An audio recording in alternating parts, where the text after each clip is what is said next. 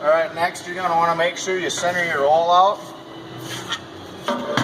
And usually you just go in, take one finger on each side and just kind of make sure it's same side to side.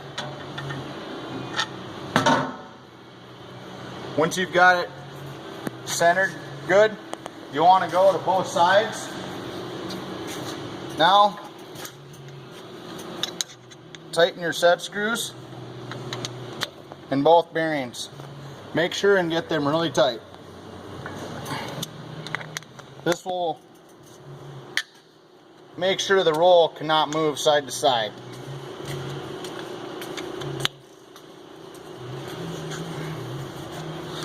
Once they're tight on both sides, next you want to take your grease line,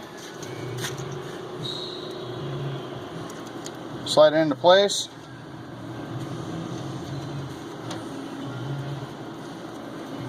and then tighten. With these brass fittings, you don't need to get them overly tight, just snug is fine.